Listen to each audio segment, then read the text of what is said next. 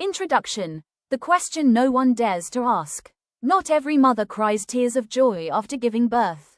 Not everyone who holds their child in their arms immediately feels the overwhelming love that people often describe. There are women who, in the very first moment of seeing their newborn child, feel only emptiness. No joy, no emotion, just a strange feeling. I feel nothing. And then the question arises, silently but hauntingly, am I a bad mother? No one teaches women how to confront this feeling. People only say, motherhood is instinct. That, after giving birth, you will naturally love your child. That, holding your child is the greatest happiness in life. But what if that instinct doesn't appear? Many postpartum women carry a deep-seated fear. Fear of being judged for speaking out. Fear of being seen as not loving their child. Fear of being seen as selfish, weak, or unworthy of being a mother. Therefore, they remain silent. They care for their children out of responsibility, not emotion. They smile when people ask about them, but inside they are utterly bewildered. The truth is, maternal instinct doesn't always come immediately, and its late arrival, or lack thereof, doesn't define your worth. If you are reading these words and see yourself in them, know that you are not alone, and the question you are pondering has been asked by many other women. Maternal instinct, a truth few people explain. Maternal instinct is often mentioned as something self-evident. It's said that once a woman gives birth, she will automatically know how to love, care for, and sacrifice everything for that child. It's as if, in the moment the baby utters its first cry, a door in the mother's heart automatically opens. But the truth is, maternal instinct isn't an on-off switch. It doesn't appear the same way in everyone, at the same time, with the same intensity. Some people feel love for their child from the very first moment. But many others don't. What society commonly calls maternal instinct is actually a combination of many different factors: biological, psychological, life experiences, and personal circumstances. When one of these factors isn't ready, the feeling of attachment can come very slowly, or not at all. Right now, biologically, a woman's body after childbirth experiences a real earthquake. Hormones change drastically, sleep is deprived, and the body is in pain and exhausted. In that state, the brain prioritizes survival, not emotion. Therefore, not feeling intense happiness or love is not unusual. It's a natural reaction of an overloaded body. But what few people tell women is, love doesn't just come from instinct. It's also built on bonding. Bond doesn't happen in a single moment. It's formed over time, through care, observation, touch, disappointment, and then trying again. Like any other relationship, maternal love needs time to grow. However, the image of maternal love we often see in movies, social media, advertisements, is always a perfected image. A radiant mother, holding her child with love, seemingly tireless. Tired, but not panicked. Difficult, distant, or cold moments, if any, are often hidden away. This idealization leads many postpartum women to compare themselves to an unrealistic ideal. They see others loving their children naturally, while they don't. And they conclude, there must be something wrong with me. The truth is, there isn't one single type of maternal instinct. Some women love their children with overwhelming emotion. Some love them out of a sense of responsibility. Some need a long time to feel that connection. And some only truly begin to love their children when they get enough sleep, rest, and can be themselves again. This doesn't make them any less capable mothers. It just shows that each woman is a unique world, with her own emotional rhythm. Another truth that few dare to say: childbirth isn't always synonymous with joy. For many women, it's a loss of time, a loss of freedom, a loss of identity, a loss of control over their lives.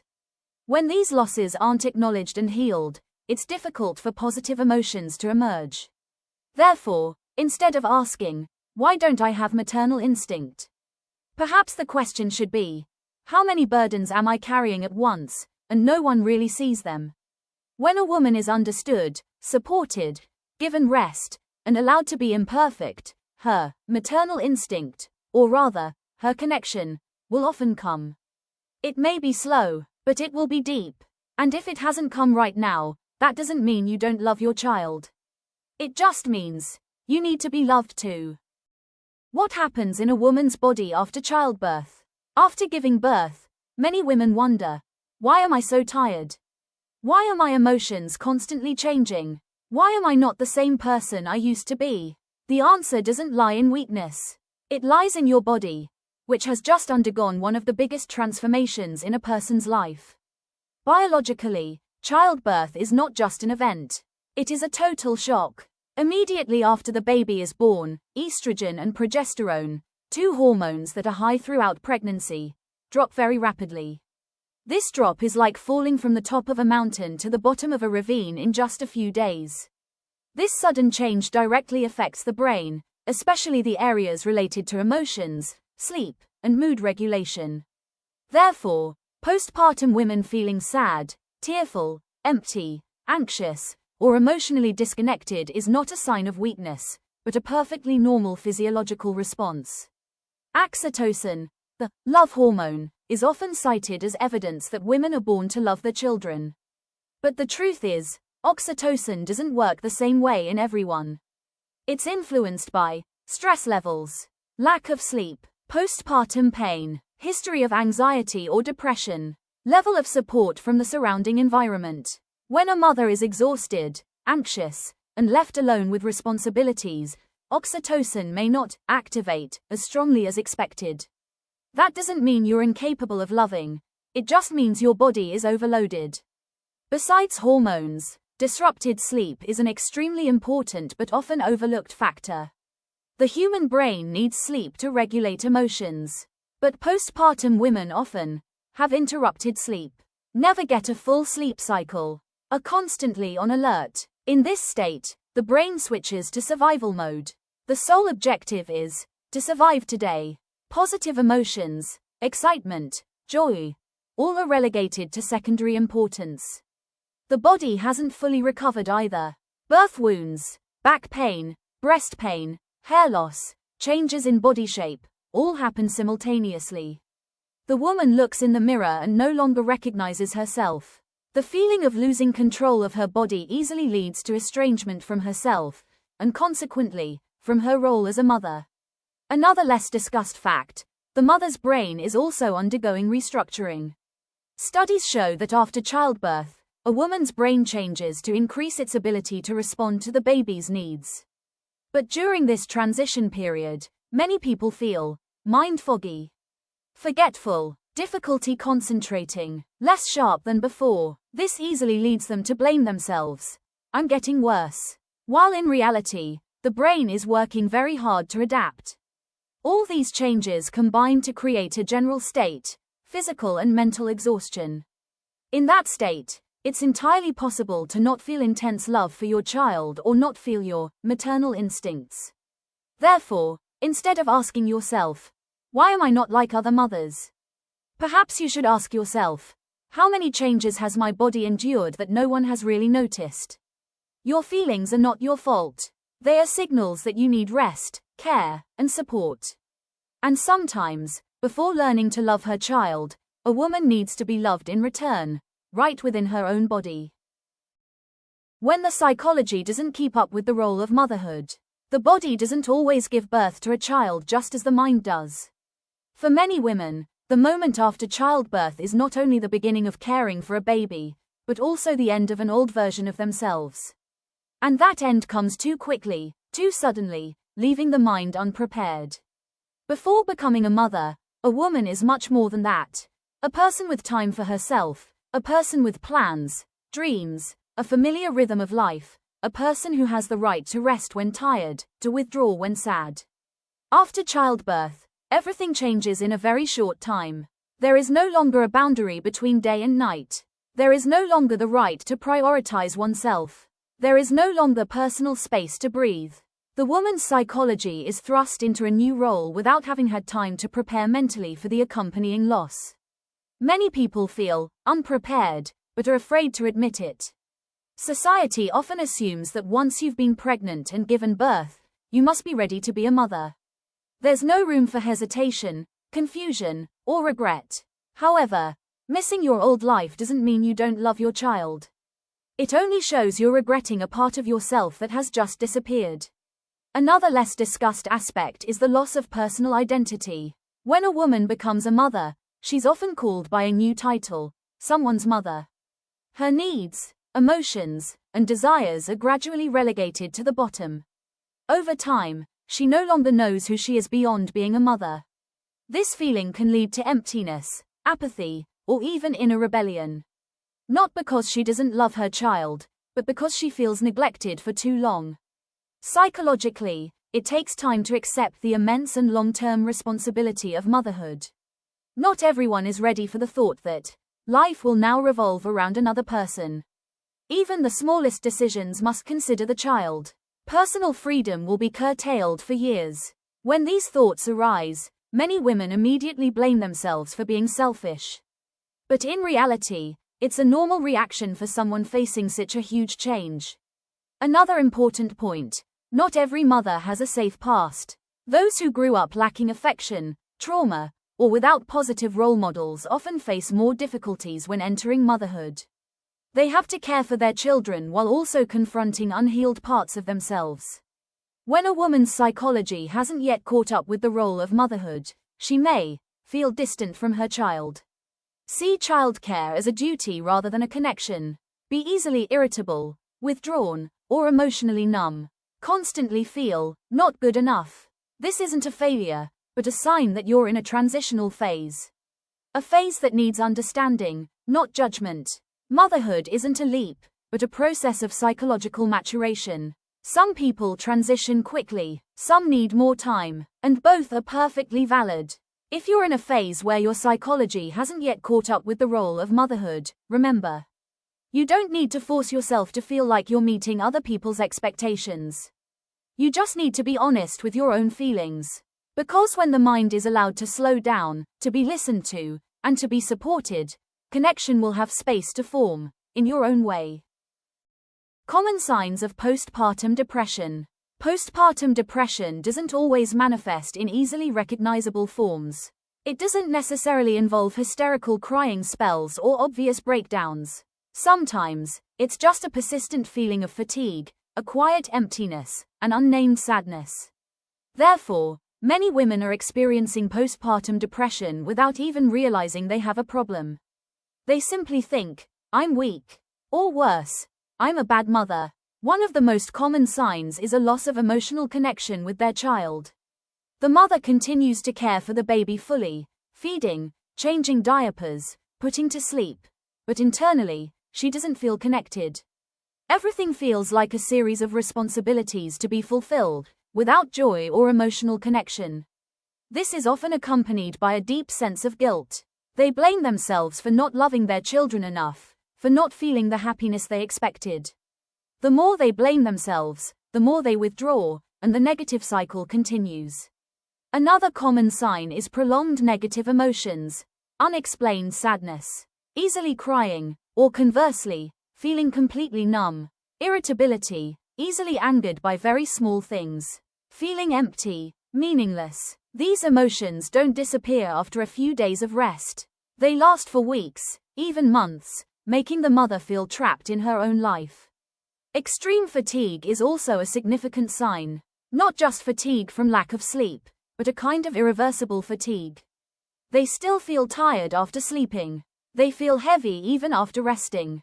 Their body and mind feel like they have no energy left to continue. Many women also experience a change in their self-perception. They feel useless, not good enough, and that everything they do goes wrong. These thoughts come naturally, like a constant whisper in their heads. Even though no one says it out loud, they believe they are a burden to their family. Besides depression, postpartum anxiety often occurs concurrently. The mother may constantly fear something bad will happen to her baby. Constantly check on her baby, unable to take her eyes off them. Panic when thinking about the future. Difficulty relaxing, even in quiet moments. This anxiety doesn't make the mother feel safer. It only makes her more exhausted. It's important to distinguish between baby blues and postpartum depression. Baby blues usually appear in the first few days after birth, with mood swings and easy crying, but usually subside within 1 to 2 weeks. Postpartum depression is different. It's long-lasting, insidious, and significantly affects the quality of life and the ability to enjoy motherhood. Some mothers aren't visibly sad, but they lose interest in everything. Things that once brought them joy now seem meaningless. They no longer look forward to anything, just trying to get through the day. Sadly, many women don't dare speak out about these signs. They fear being judged, fear being seen as weak, fear having their ability to be a mother questioned. But postpartum depression isn't a personal failure. It's a real psychological and physiological condition, with causes, and it can be treated. If you recognize yourself in these lines, it doesn't mean you have a problem. It just means you've been carrying too much in silence. And recognizing and naming what's happening is the first step toward healing. The dangerous silence. Why women don't dare to speak up. The most dangerous aspect of postpartum depression isn't the sadness itself. It's the prolonged silence. Many postpartum women suffer in silence. They don't tell their husbands. They don't tell their families. They don't tell their friends. And sometimes, they don't even dare to admit to themselves that they're not okay. Not because they don't want help, but because there are so many barriers preventing them from speaking out. The first barrier comes from societal expectations. For a long time, the image of a mother has been associated with sacrifice, strength, endurance, and unconditional love for her child. When a woman feels tired, distant, or unhappy after giving birth, she easily believes she is going against that norm. Therefore, instead of asking, "What do I need?" they ask, "Am I doing something wrong?" The second barrier is the fear of judgment. Women worry that if they speak out, they will hear things like, "Every mother goes through this. Cheer up, you'll get used to it. Having children is a blessing. Why are you still sad?" These seemingly comforting words inadvertently close the door to sharing. They make women feel that their emotions are not acknowledged, not allowed to exist. Another, deeper fear, is the fear of being judged as not loving their children. In many cultures, motherhood is considered sacred. Admitting that they don't feel connected to their children can be misinterpreted as insensitivity or selfishness. Therefore, many women choose to remain silent to protect the image of a good mother, even though they are gradually becoming exhausted inside. The third barrier comes from feelings of guilt and shame. When depression occurs, it is often accompanied by self-deprecating thoughts. "I'm weak. I don't deserve it. I shouldn't complain." These thoughts lead women to believe they have no right to speak up. They compare themselves to other mothers, those who seem to be doing very well. And in that comparison, they conclude, "The problem is with me." Another important factor is a lack of knowledge about postpartum mental health. Many women don't know that postpartum depression is a common and treatable condition. They think their feelings are personal, temporary, something to overcome on their own. Therefore, they wait, endure, and hope that things will get better on their own. Meanwhile, depression doesn't always go away on its own. Prolonged silence can make the condition worse, deeper, and harder to overcome. There are also women who lack a safe environment to speak up. They live in families where feelings aren't listened to, where expressing sadness is seen as weakness, as bothering others. In such environments, silence becomes a survival strategy. The heartbreaking thing is that silence is often misinterpreted as everything is okay. Families see the mother still caring for her children, still working, still smiling when needed. No one knows that behind those actions lies a silent mental battle. But depression doesn't disappear when it's hidden. It only changes form, from sadness to numbness, from exhaustion to despair. What postpartum women need isn't hurried advice. They need a safe place to speak up without being corrected. They need to be listened to, trusted, and reminded that their feelings are real. If you are silent, know this. You are not silent because you are weak. You are silent because you have been strong alone for too long. And breaking that silence, even with just a small word, can be the first step to reconnecting with yourself. The truth needs to be told. There's a truth many postpartum women need to hear, but rarely is it told to them slowly and kindly enough. Not feeling love for your child right away doesn't mean you can't be a good mother. Motherly love doesn't always come in a big wave. Sometimes, it comes very gently, so slowly that it's almost imperceptible. Society often tells a beautiful story. A mother holding her child, her heart instantly overflowing with love. But that's only one version of motherhood, not the only one. When that story becomes the norm, mothers who aren't like that begin to believe they're fundamentally wrong. The truth is, love doesn't always come first. Sometimes it comes after you've survived. Many mothers only begin to feel the bond after a few weeks, months, or even longer. When their bodies recover, when they get more sleep, when the baby begins to respond, smiling, clinging, calling out, "Mom," with its first sounds. These moments don't make them love their child more than others. They simply show that love has had space to develop. Another truth needs to be stated. Love for one's child is not the same for everyone. Some love their children with intense emotions. Some love their children with daily perseverance. Some love their children by continuing to get up even when exhausted. Not all types of love are loud. And not all types of love are easily visible. There are mothers who don't often say sweet words, don't post pictures of their children on social media, and don't feel overwhelmed with happiness. But they still wake up every night, still care for their children when no one is watching, still continue despite the many uncertainties within. That too is love. Another important truth. You can be a good mother, even if you're not happy right now. Motherhood is a long journey, not a fixed emotional state. There are periods that are very dark, very tiring, very far from yourself. That doesn't define the entire path you'll take with your child.